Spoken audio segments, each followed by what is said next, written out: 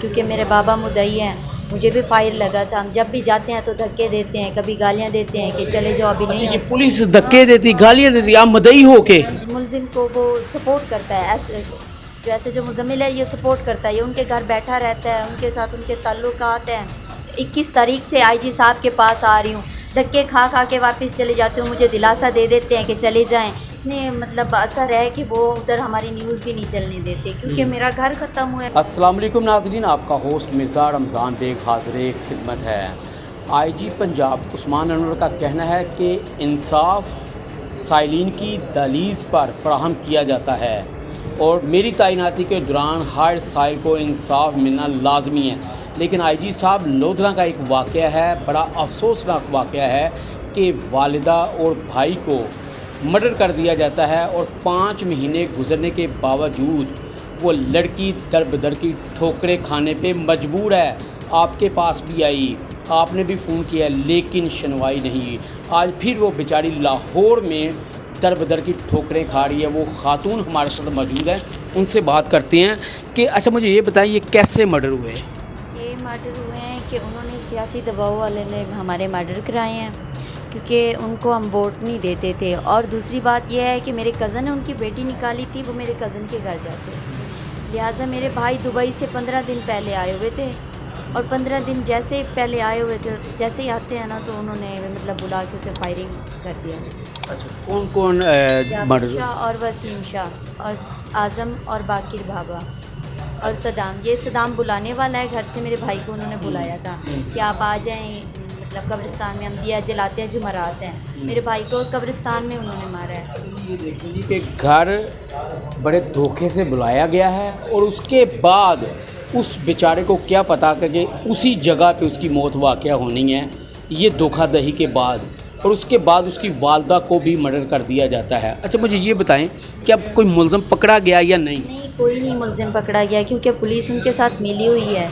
जब भी जिसके पास जाते हैं कहते हैं बाबा मेरे जाते हैं, क्योंकि मेरे बाबा मुद्दई हैं, मुझे भी फायर लगा था। हम जब भी जाते हैं तो धक्के देते हैं, कभी गालियां देते हैं कि चले जाओ अभी नहीं। ये पुलिस धक्के देती, गालियाँ देती, आप मदई हो के? आईजी साहब, ये बड़ी स्टोरी दर्दनाक है और ये बेचारी जो यहाँ तक लाहौर तक इंसाफ लेने के लिए आपके पास आई है, और आप दर्द दिल रखने वाले आईजी हैं, लेकिन अभी तक मुलज़म गिरफ़्तार नहीं हुए। वो डीपीओ कहाँ है, वो आरपीओ कहाँ है? कम अज़ कम उनको स्ट्रिक्टली कहें कि एक्शन ले और मुलज़मान को पकड़े। पुलिस तो समंदर की तह में से मुलज़म को निकाल आती है पकड़ने में, और ये तो फिर इंसान है।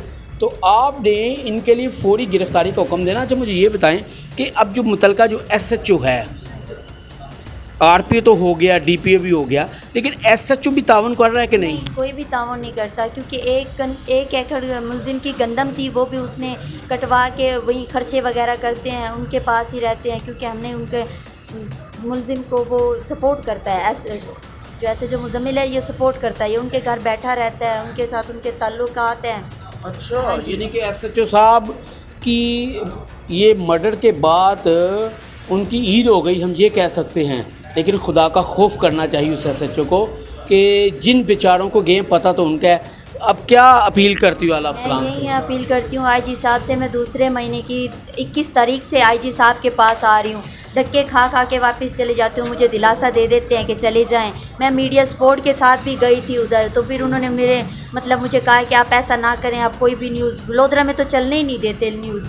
और अच्छा, इधर इतने बाअसर हैं वो? हाँ जी, उनके पास इतने असर है कि वो उधर हमारी न्यूज़ भी नहीं चलने देते, क्योंकि मेरा घर ख़त्म हुआ है, मेरे 4 बंदों को फायर लगा है, और उन्होंने कोई भी न्यूज़ नहीं चलाई, ना लोधरा वालों ने ना किसी ने, हमारी कोई भी सुनवाई नहीं है। इसीलिए मैं यहाँ तक लाहौर तक पहुँचूँ। लिहाजा मेहरबानी करें, आला अफसरान को मेरी अपील है कि मेरे साथ ताउन किया जाए।